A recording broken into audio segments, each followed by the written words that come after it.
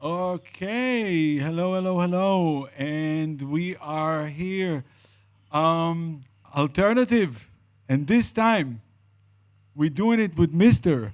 Voroslan Sirota. Hey, what's up, man? So good to be here. And Cue applause, cue applause.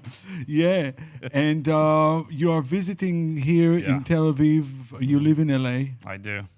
You grew up in Israel, though. I sure did. And you grew up in Ukraine. Sure as all hell did, yeah. So Absolutely. let's start with the Ukraine for a second, because it's it's hot right now. Yeah, it's hot. It's pretty hot, literally hot. It's awful. I'm super heartbroken watching all this crazy shit. And I don't really know what to say. Like but your memories, when you grew up there. Yeah. Oh, well, dude, back then, it wasn't really Ukraine. It was Soviet Union. Ukraine was like a Massachusetts, like a state. Okay. It's not. The country was the Soviet Union. So for me, it was just like I had nothing to compare it to. It was the way it was. Life wasn't all that great, and we lived 4 hours away from the nuclear reactor also, so that wasn't good.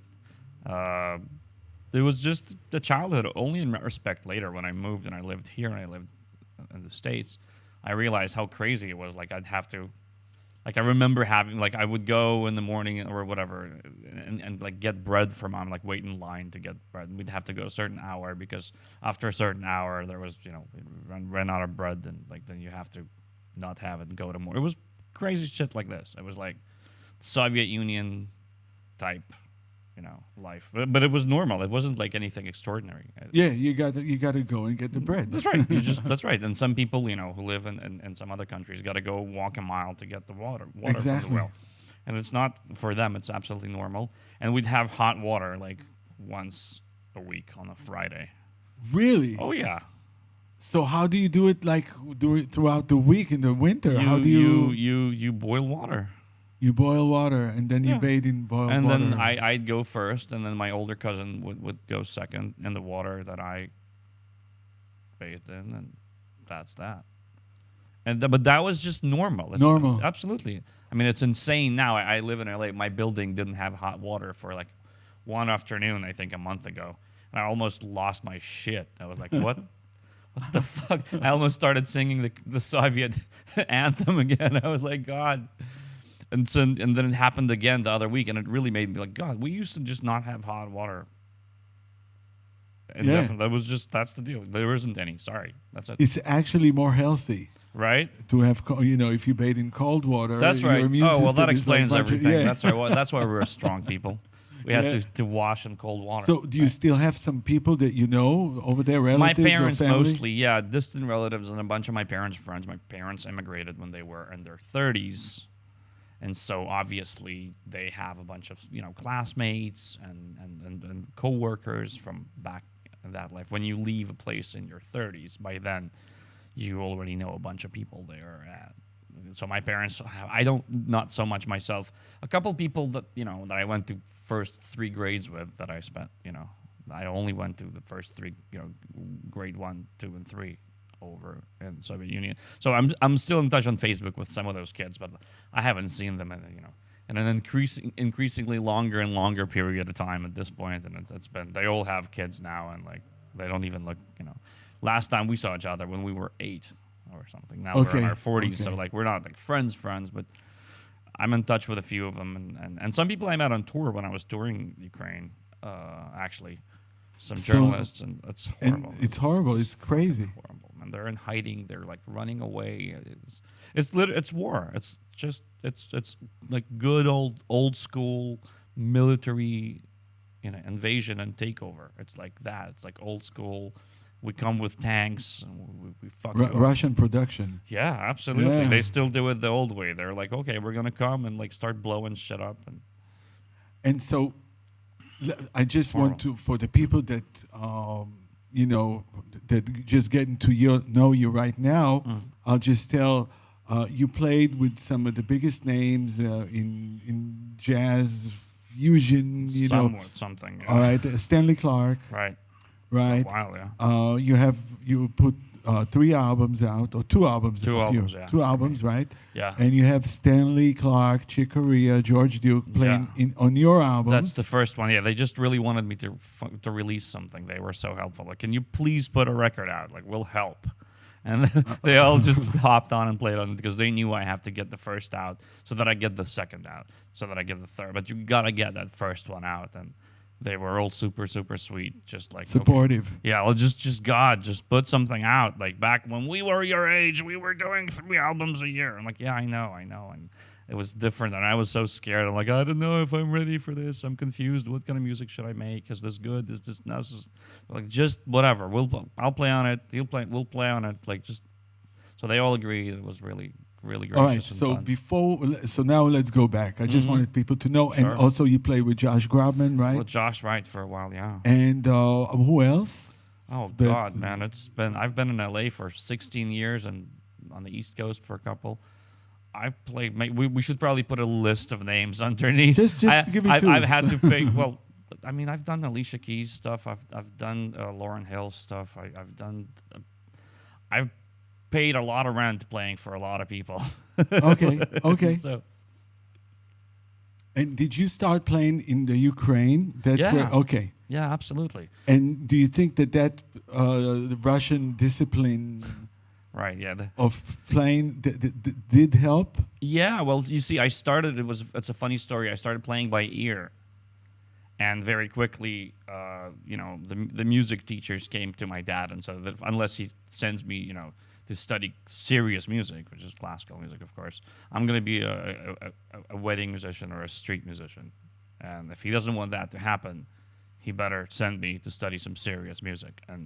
And so what he did in his wisdom is he did that. He sent me to study classical music. But there was a guy in my town who was like a big rebel who no one wanted to, take him seriously. He walked barefoot and wrote songs against the government and listened to Earth, Wind, and Fire on like cassettes, copies of cassettes, and had a little Yamaha keyboard. He was completely an outcast, but he was into George Benson and Earth, Wind, and Fire and Queen, and he wrote songs against the government. And it was the mid '80s, so you wouldn't go to jail for that. You just wouldn't be cool. Like people wouldn't mess with you. Like, eh. So my dad sent me to study with him, too. We just sit and improvise on the floor. I was 5 or 6 years old, and his wife was a classical pianist. So I would go to their house and study classical with her, and then study the other shit. We would just sit and improvise and listen to music and play to records with him. What type of records that came from America? Copies. Yeah, you had to smuggle them in, and like if someone had it, the people would make copies of cassettes of copies of copies of copies. It's like so, but he had a lot of these. You couldn't just go buy them, but musicians had them. Like George Benson had a record, so like a year and a half later, you could find some horrible 25th fucking copy of it on the cassette, and he'd have it, right? Okay. And so we would listen to that stuff on the floor, and he was like, at the time, a young guy, and he was crazy, but he was creative and free, and he was a real free spirit songwriter, and he wasn't having any of the propaganda bullshit, and he certainly wasn't having any of it around music. So my dad knew that, sure, classical is cool, but let me send my son to study with this crazy motherfucker so they could just sit and listen to some American music and improvise, because my dad didn't want that to die in me. Okay. Because I just started picking things up by ear and improvising, and my dad knew that it would be a bad idea if that was just all left to die, and I just become a classical pianist. And then your parents moved to Israel, To Israel, right? yeah, in 1990. Okay, so you were about 10 years old? I was almost 10, yeah. All I right. was almost 10. And so you spent the next 10 years, That's right? right. I spent the next decade here. And so what was the influence of being in Israel for you? Well, it's a combination of a couple things. I was, first of all, older, and I could be exposed to more complex music because my brain was getting bigger. That's one. Two, you could go buy it at a store. My dad went and bought me a cassette now, so it's not a copy of a copy of a copy or something. Just go in and just buy a CD or a cassette. It was 92, 93 when I really started getting into jazz. It was like a school band, and they had like I don't know, Summertime or Take 5 or something, and I took a real liking to that sound and I got really interested in more interesting, complex harmony. And my dad started hearing me play, and he was like, "Oh, I think that's jazz." So he started buying me records, and like he found me some T-shirts, and it was, if you want to pursue that, you're much better off in Israel as a kid than you would have been in Soviet Union or even Ukraine of today. There's just more information, more access to someone. Yeah. For someone like me. So then you moved to America in your early 20s, right? That's right. And I was 19, actually. 19. Yeah. And so you moved to college to Boston, to Berkeley, right? Yeah. And I know that you told me once that I know you played with Doobie Powell. I did. Who is, a gospel, complete jazzy gospel guy, right? And that we really love, and people who know his music really love his music. Absolutely. How did it come about? How did you meet him? Oh, well. And was it your break? Like that was like one of your breaks? Yeah. I mean, for me, it certainly was. And looking back at it, it opened a lot of doors for a lot of other work later, because a lot of the people who do a lot of pop work in the States now, they come from the gospel sort of scene. And when I started working with Doobie a little more, I think when I was moving to LA, I think he told Teddy Campbell about me, that I'm coming, and then Teddy put me on a lot of stuff and like introduced me to some. So it all helped. But how did it come about? Oh, easy, yeah, absolutely easy. You're not Christian. No, exactly right. I moved to Berkeley to play jazz, and I very quickly, I had what you call as like a wunderkind syndrome. I really thought I was the absolute best thing that ever happened, and very quickly I realized in jazz that it's very much not true, and so I became really depressed, and I stopped practicing jazz, and I stopped playing, and I just went to classes and smoked weed, and after a while of that, I met people who were playing this interesting music, and I couldn't figure out what it was. It felt like it's classical, but it had jazz chords to it. I'm like, what is that? And I'm like, oh, it's gospel music. Oh, interesting. And so I kind of started listening to a lot of that kind of stuff because I didn't have the pressure of having to be the best or having everyone look at me under a magnifying glass to see if I'm, amazing. Because I'm obviously not amazing. I'm a novice at this. And I'm white, so like I don't come from this music. So it gave me the freedom to just really love music and figure, and try to sound better playing it. And so before you know it, I was hanging out with a lot of sort of gospel church cats and inviting them over and having them play and record them and like try to figure out what they're doing. And then when you do that, you sort of get connected to stuff that's that's the hip sound right now. Like, of course, if you're in the rock and roll scene, you're gonna come across the hot new rock and roll shit. If you're on the gospel scene, you come across the hot new gospel shit. All right. And the hot new gospel shit was Doobie at the time. Okay. And so I learned I've studied all the records, and I had no idea what he looks like because I had MP3s. I didn't.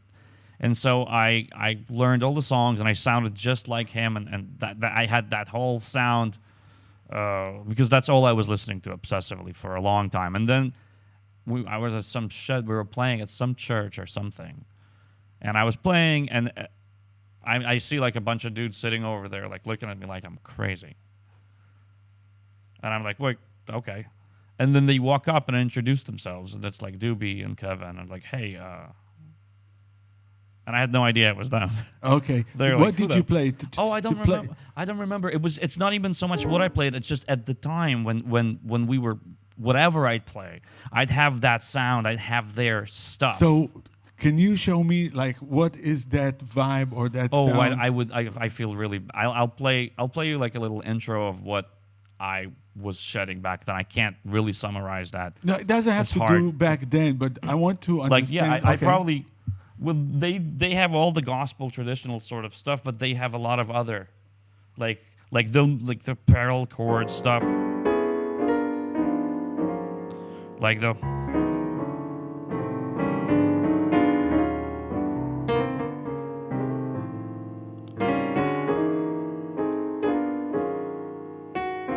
I probably play some stuff like that. Yeah, I probably play that.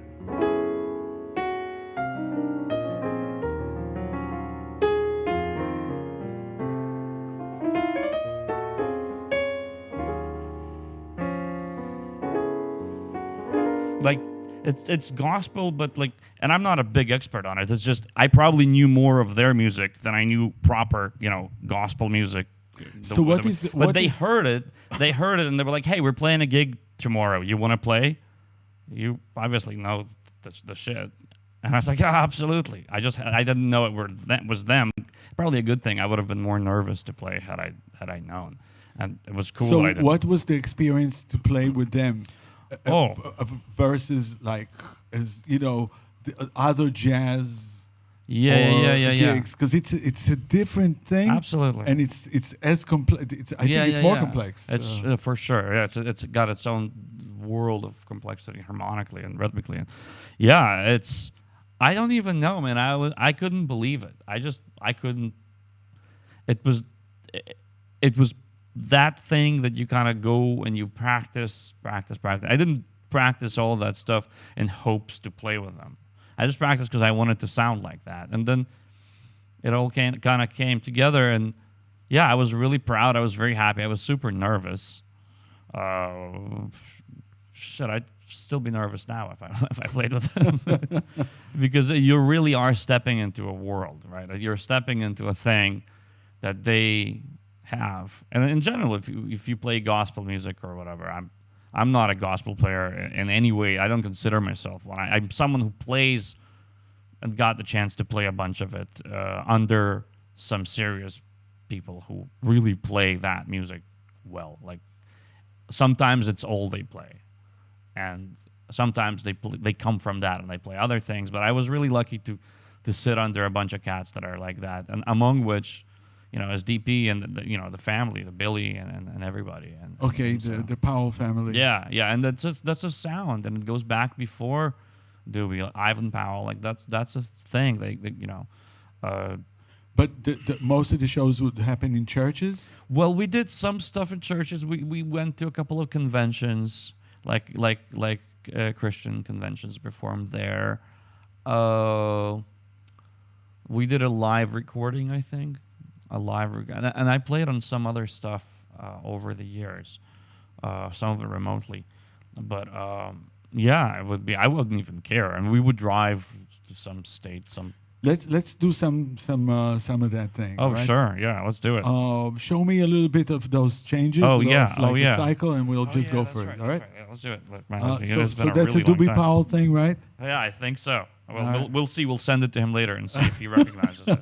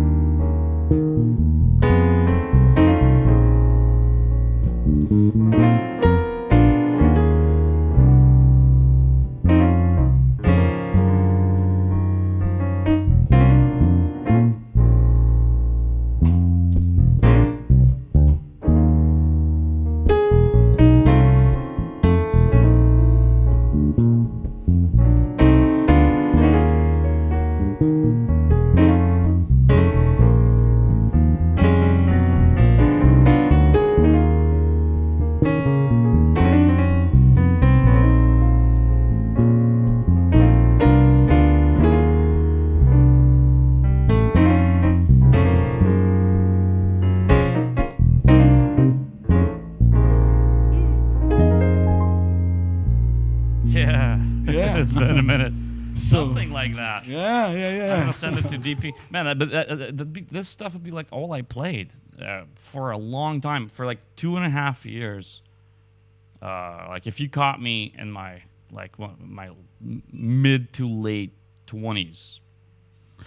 How did it help you in your overall playing? Well, you know gospel? what? Right. You know what? I never became a gospel player, but what I learned was, because a lot of times I would meet people, right?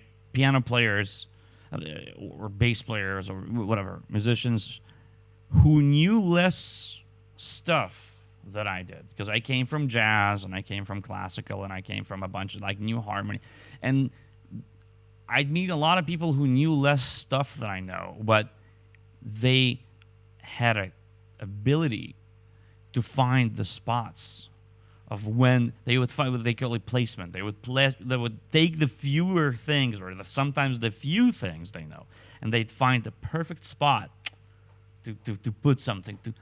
And I'm like, wow, what an amazing instinct to have. And where do you not need that?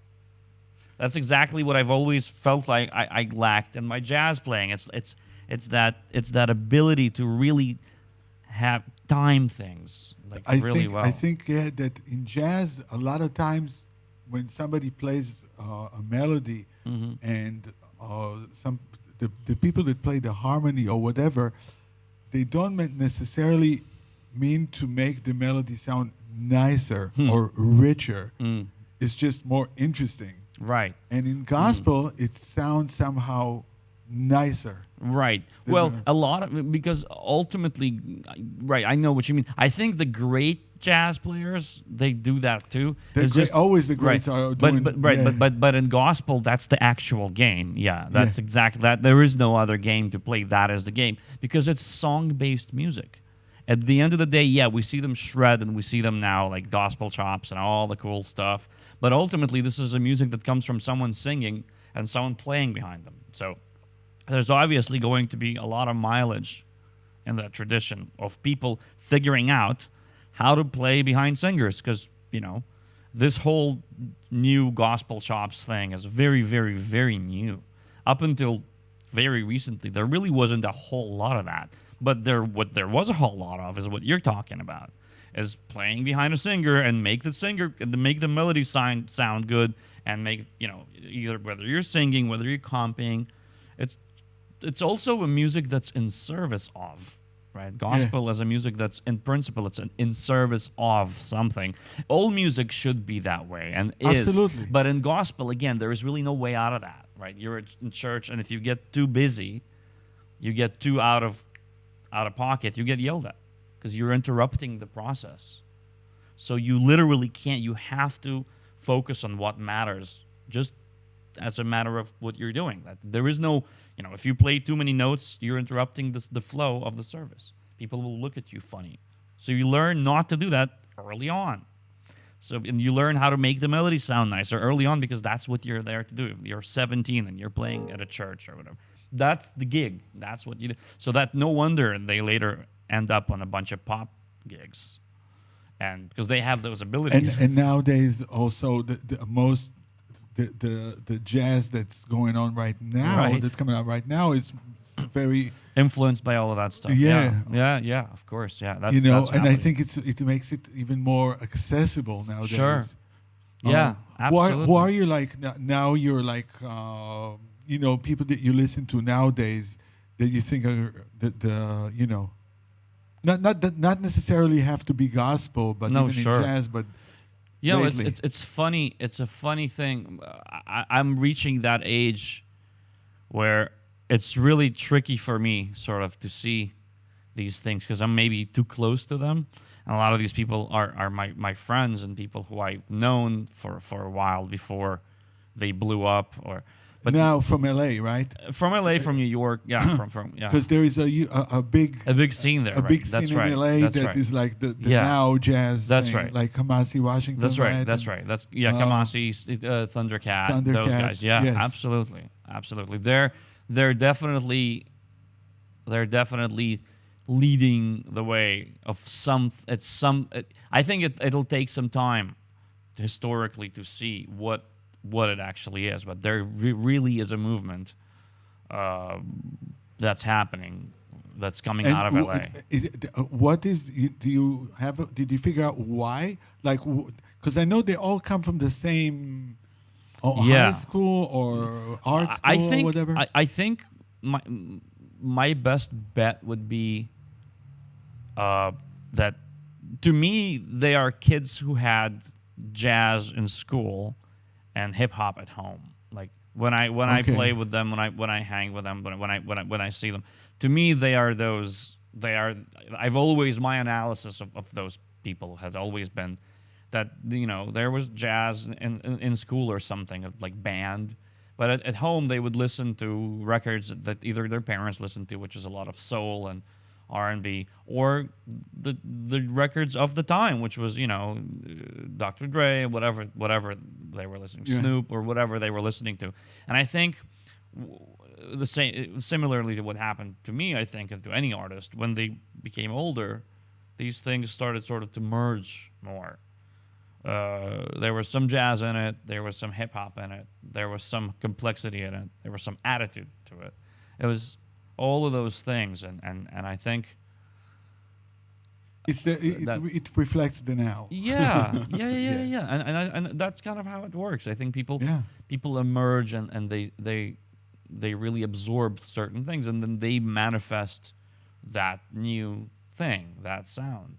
How did you get to play with Stanley Clarke? Because I think that was your big break, right? Right. That was the. How did it come about? Oh, someone recommended me. A friend of mine used to play on his band, and he told me that Stanley's looking for a keyboard player or whatever, and I sent him a tape. I mailed him a tape with a letter, and I played this kind of music and that, some funk, some fusion stuff, some jazz stuff, so that, you know. And I sent him, and I haven't heard back for like 7 months. And I'm like, oh fuck, I blew it. Like, 7 months. Oh yeah. All right. You know, I little did I know that, you know, it's just, you know, he had probably some movie to score or whatever the fuck. So I didn't realize that his life was managed like a year in advance. And all of these people, not just him, people who are, you know, bigger sort of big solo artists. It's not like, okay, I'm gonna attend to this a month from now. This is urgent, and we got to do this. And then at some point he called me. It was like 6 or 7 months after I sent the tape, and he left me a voicemail. I'm like, oh man, this is great. So I flew out there. And we played, and we hung out and we talked, and that was it. We just started doing gigs, and you know, it was a great time in my life, and he really trusted me after a while, and really let me do a lot of stuff for the project, like be it on records or live. It's, in that sense, it was a really old school kind of gig, like, you know, like I called you, do what you were doing. You know, I would call someone else if I don't like it, and if I won't, I might call someone else. But you do what you're doing, and that's it. And you played. Old school. You're a piano player, right? Mm-hmm. And then Hiromi was in the band, right? There was that one CD. There was that one project that we did, because I think they were on the same label with Hiromi, and so I think it was someone's idea that they do a record together. Okay, that's what it was. And they did, and it was cool. And so me and Hiromi go way back. We used to go to school together, to Berkeley. So I know Hiromi from Boston. Okay. So then she flew out, and I remember we recorded for a couple of days, and then I think she left, and we ended up doing a bunch of posts and overdubs and stuff, and then we did a tour with that band where I played Rhodes and she played piano, and then there was bass and drums, and we did a whole year of festivals and like crazy stuff. Yeah, because finally you got a Grammy out of it, right? That's right. That record did really well. Yeah, man, it was. Oh man, this is all like a while ago at this point, but yeah, we I don't know what it took and how it came about. There's a lot that goes into something But like did you this. go to the Grammy? Yeah, well, thing? Stanley was actually out of town. He was actually gone. He was not. So we went. It was me, Ronald, the drummer, and Stanley's wife, Sophia. The three of us went Okay. to the ceremony. And Stanley was, I think he was out with Chick Corea somewhere playing in some country. And okay, well, work is work. It's a trophy is nice, but they had some gig or something. And so we went, and it was crazy that we were nominated. And so it was like, okay, cool, but like I wasn't. Tuxedo and all? Yeah, you have to. Man. I don't know what you in, boy. You got to show up right. I still have it. I don't think I've worn it ever since. It's still in my closet. So I wrote like 3 sentences just in case we're gonna win, which we probably won't. But then we did, and so you see that whole little thing of me going up there and like saying my little piece, and Ronald giving his big piece and holding a thing, and then Sophia said a sentence or two, and yeah, it was really, really crazy. When we won, like the following year, I've never had less work.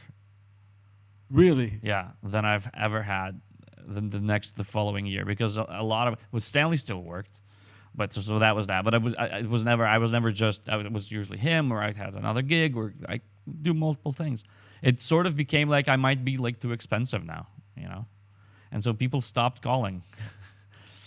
Right. It's a funny. I know that. It's I know a that funny from thing, thing when it happens, and you don't really. It's one of the. I really think that, like, we're all just looking through a keyhole into what things are until they happen to us, and then you really open the door and you see what it's actually like. I'm sure that had I been a solo artist at the time with a solo career, this would have put more fuel into my fire, winning a Grammy. But because I wasn't, it kind of just made everyone think I might be more expensive now. And I was a sideman for a living, for jazz or pop. So, man, I was like, damn, I need some fucking money. Can I sell this shit? But it was a huge honor, and it was really cool because, music-wise, like Stanley let me do a bunch of stuff on that record. Like my composition's the first song on that CD.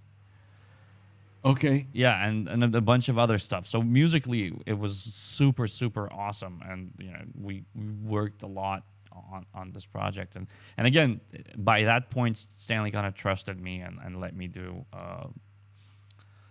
your thing. A lot of here, I need this arranged, and if I couldn't, he's like, well, if here you do it, and if it sucks, I'll do it, and then I do it, and it was usually fine, and so it ended up, and he was very generous with production credit and publishing and all that stuff. He would always split stuff like very fairly, and would give us writing credit and like all that stuff. So that was really, really cool. And then the trophy, the thing is, it's a nice job if you can get it, but it's I don't ever see it as a representative of how it didn't change your life overnight. Well, yeah, it made me less money overnight, but in any other way. Well, I mean, no, it has a ring to it that I'm a Grammy Award winning this, that, or the other. Yeah, in that exactly. regard, it did change my life, because like it doesn't, like, you could find someone in the Sahara Desert and tell them I'm a Grammy Award winning something, and they'll be like, oh, really? And all of a sudden, my cachet sort of goes up a little. So it changed my life. I got that little prefix before my name, which is cool to have. Just put it on a shirt, Like that's right. Grammy, that's right. I'm polishing my Grammy. Well, you know what? It's funny. I think I've done worse shit than this. We had a crowdfunding thing for my CD a couple years ago, and we printed a bunch of T-shirts with my face on them. And so we made the money. This is sort of an apropos. We made the money. I made the CD. It was great, but we had some T-shirts left over from the fundraiser, and so I still sleep in some of the, just like I won't go out wearing it, but like I'll go to bed in a T-shirt with my own fucking face on it. And I remember one time going to a Whole Foods. I just woke up. I was like, oh well, I gotta get something to eat. I got my keys. I went in the car, and I'm paying at the Whole Foods, and I'm buying my own food. And so I'm like, oh, whatever. I'm looking around, and the cashier lady is looking at me like a crazy motherfucker wearing his own fucking face on his T-shirt. And I'm like, oh my God. And I just like woke up. I don't go out wearing this stuff, but I'm like, wow, like the things she must think like of myself. What a peak of narcissism. But yeah, like you're right. Like make another T-shirt. Like I'm a Grammy winner. Right. So I get even less work. Is that the goal? Yeah, when you want to quit. Right. That's right. That's how you make it quit. Like I'm expensive. Prices just went up. Ворוסлан, when Doobie Powell came to the Red Sea Jazz Festival, thank you for that. Actually, because you made the connection. Happy and I was like, yo, I gotta, I'm so happy. I gotta bring him. God, I'm so glad you get it, and now that you have the keys to the kingdom, you decided to do something like this.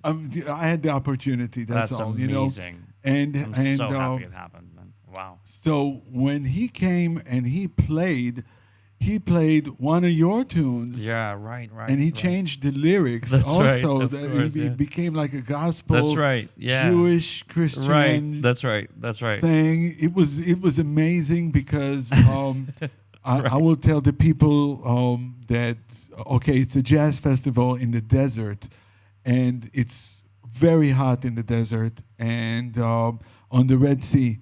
And it hardly ever rains there.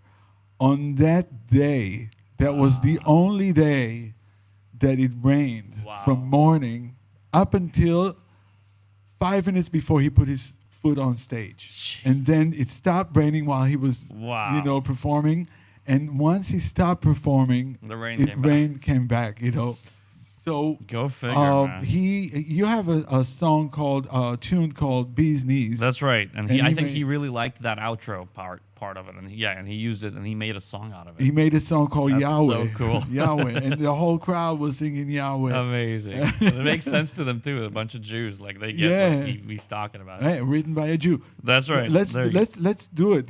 Yeah, and it's funny. The way he flipped it was completely not how it's recorded, but he has a thing. He will take a musical piece and he'll make it his own, like in an instance. Could you show me? I'll give you in a minute the beat, but show me at first how you wrote it. Yeah, I mean.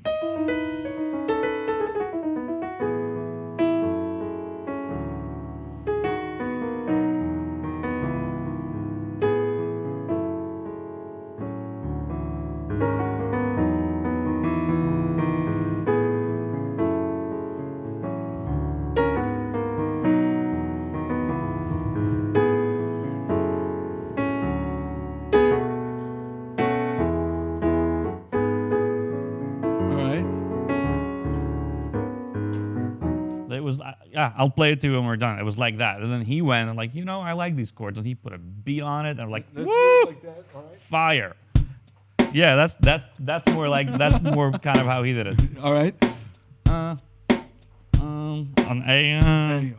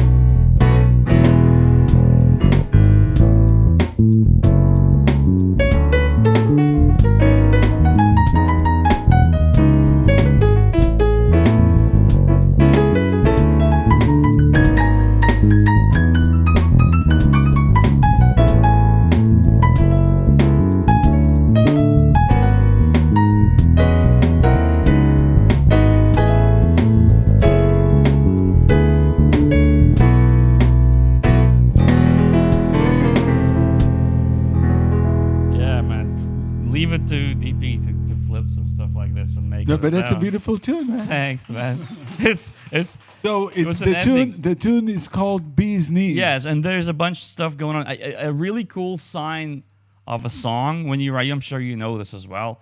As this was a ending vamp of a song, and a really good sign is when you write something and you just want to sort of keep playing it around and around, and it kind of feels, I could kind of keep playing this. And when this came up, I was like, man, this is a good sign. I dig this, and I kind of want to keep playing it. And it's always, and this was one of those tunes for me. And then Doobie grabbed it and put his own thick sauce on it, and was like, yeah. And wrote some lyrics. Like, I never in a million years envisioned it like this. So, on which album of yours is it? This is a lifetime away. This is my last, the last album I did. Which Who was 2 plays years on that ago. album? On that one, there was So Gary Novak played drums. John Patitucci played bass. Bob Mincer was on saxophone. A bunch of other people. Mike Miller played guitar. A bunch of folks. It was, I kind of called. And you recorded it in Stanley LA? played. Yeah, Stanley played on the song. Yeah, he did. We recorded. Yeah, I recorded it in Los Angeles. It's a good thing to be in LA because you have a bunch of friends and they have studios and musicians. You could kind of make things happen relatively easily because people are there. And John flew. I think John Patitucci flew out for some project, and he was in town. I think for the Monk Institute. So I just grabbed him and just brought him to the studio, and he killed it, And then Gary Novak, and those guys are my heroes. I kind of had to get that out of my system too. Like I made, this upcoming album I have now is pretty much entirely made with my peers. Okay. It's probably the first one that the previous one, the Mincer was on it, like all these guys, and it was a thrill. George Duke. Duke was on the previous. Duke was on my first record. So I want to talk about that for a second because I mean Stanley Clarke, Chick Corea, and George Duke. That's right. The reason I started playing bass is really I went. My mom took me to see Jeff Beck. Right. In like 79. That's right. And I didn't even know who Jeff Beck was. I just knew he was a guitar player. But then in the middle of the show, she goes. There was the bass player took a solo, and she goes, "This is the best bass player in the world. His name is Stanley Clarke." And I was like, "Oh my God, he looked funky as well, had a big afro and the whole thing." Absolutely. And so I started. That's the first time the next day I bought his album. He had like the best of Stanley Clarke. Absolutely. And that's how I got into bass actually. And for the possibilities of bass, I'm so grateful that he was my first influence. I did not go from the bottom to the top. I started from Stanley Clarke, right? Sure. And then I figured out the way. That's right. Yeah, that's kind of what happened to me a lot with my musical heroes as well. I started somewhere and then I went back. Exactly. Yeah, for sure. And so he, for me, is a huge influence because it opened my ears to jazz, actually. That's right. Because on these albums, all of a sudden, it'd be like Upright and Chick Corea. That's right. And all of those things. So here's my thing. You have to play with Chick Corea or George Duke. What was that experience? Because it's your own thing. Yeah. And... Look, man, I looking back now, I really think that what it really was is for me, I was just trying to survive psychologically the fact that it's even happening, for me. And I was younger. Now I'm kind of a little calmer, a little older. I've done those things. Up until having done those things, I haven't done those things, right? So it was really... I remember particularly with Chick, with George, also like we just had to do a couple takes before I kind of, okay, I think we're finding a groove here, we're finding a thing, we're finding a gel, and it's a weird experience because you have this with your friends, then we're locking into something, and then you have your heroes, right? But having that with your heroes, it's almost like I'm not used to that experience. And then we just played a little more, and things kind of clicked together.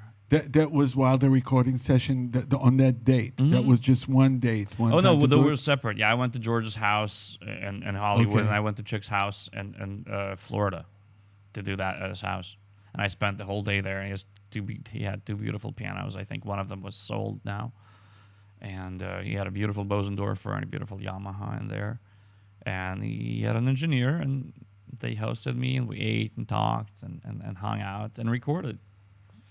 And yeah, I'll never forget this day, till the day I die. It was absolutely nuts to go to his house to do this thing. And I was like, God, oh wow. What was the tune? Can you play a little bit of that tune? Yeah, absolutely. It was something I wrote when I was 16 years old. Okay. And I, when he agreed to play, it was something I wrote that was also kind of a 16-year-old mind. And I was listening to him a lot too. So it was kind of maybe a little bit like him. Sort of, what was it? It was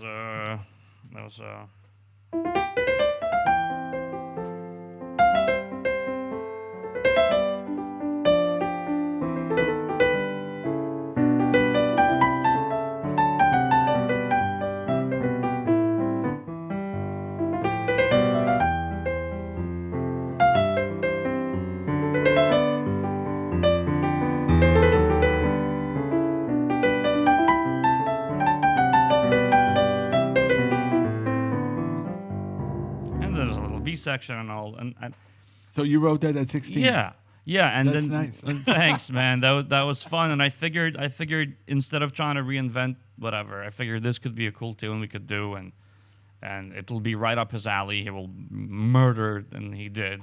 It'll be fun, and I sent him the chart. George Duke, what did you do with George Duke? Oh well, George, you see that there's an interesting George Doobie connection too. Okay. Because George is probably Doobie's like biggest hero. Yeah. And I knew that, and I wrote a tune for George, for me and George to play. If I hope I remember. I don't remember how it goes.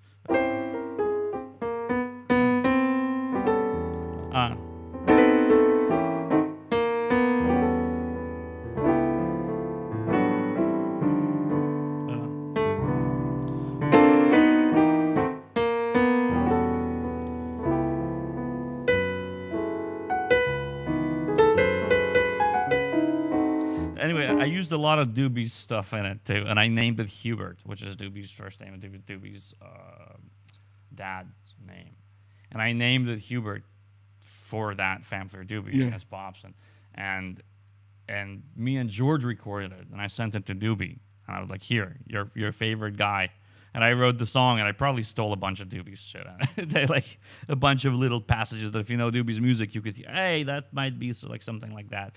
So I kind of wrote a song like that to connect that whole thing, because Doobie's really he really loves George Duke's music a lot, and George, was an influence on all of us. And I figured if I have the opportunity, I'll write something kind of soulful and let's see, how George and I might pull this off. And George played Rhodes, and I played a piano, and we did it at his house. And man, it was crazy. There's still pictures from this stuff You also sing. I don't. You're a really good singer. You just don't. I know. You're not on that level of your piano playing. And this was, in my defense, this was all Stanley's fault. No, so he was right. Like, you should sing. And we're like, I sing. We all sing. Like, it's fine. And he was exactly like you. Just don't worry about it. Just go. And so we recorded me singing. It's true. It's all on those records. You sing really, really good. Oh, wow. And your rendition of Sting. Oh, that's not me, dude. That's not you singing? Are you kidding me? If that was me, I would be on a gig right now. Oh, I sang the other ones. No, are you kidding me? Oh my God! If I sang like that good, no. He sings so well, man.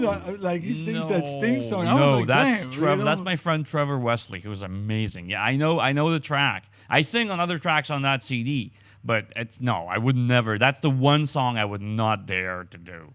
I called my friend Trevor, who's a really tremendous singer. I think Stanley used him on some records also, and I was like, hey man, could you maybe sing the song? And we thought for a long time who we could call, Because I sang some other stuff and we did it, and Stanley's But like, hey, don't worry about it. Still, I'm telling you, Right. you can do more of that. Absolutely. Yeah, no, I'd have to really hate you to sing for you and like to really ruin your day.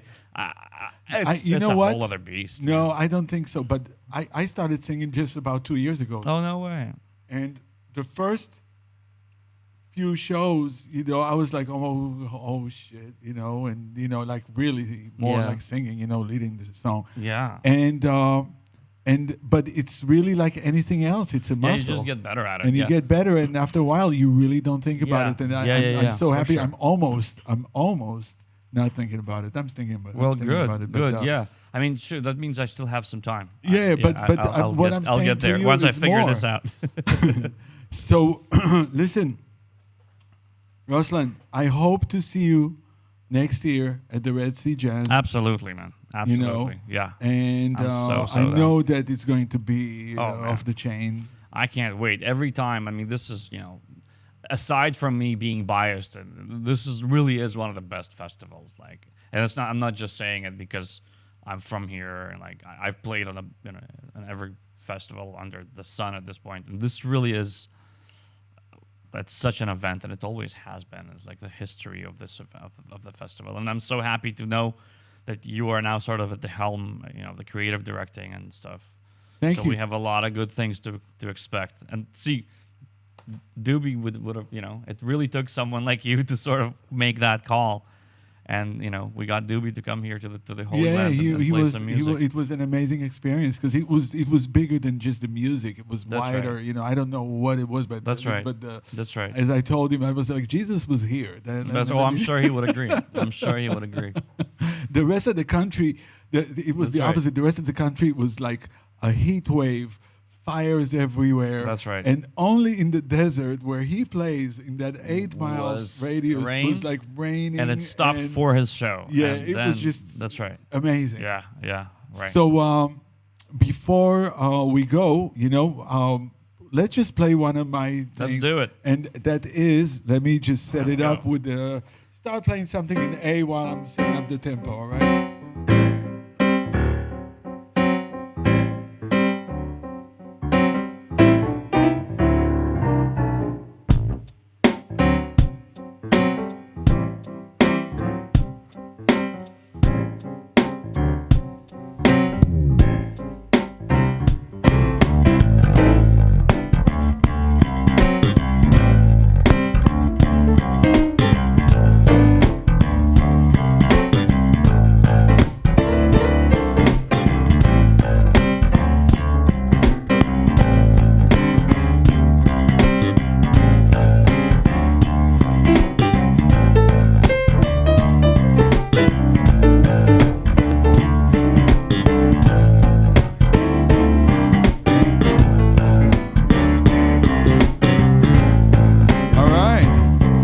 First of all, I want to thank Udi and SALONBENDOSA for this here.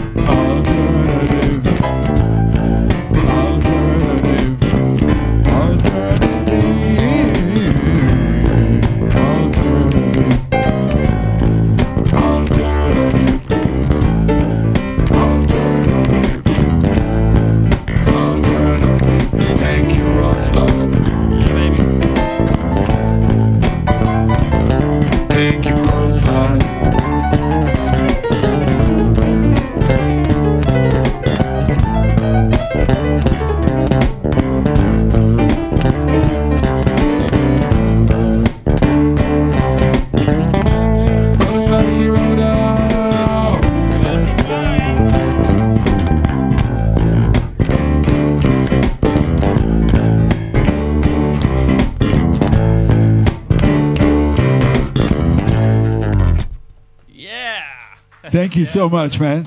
My man. Had a good time. It's always a funky old time. And we'll see you next time. שבוע הבא. להתראות. See you. Peace. סלאם עליכום.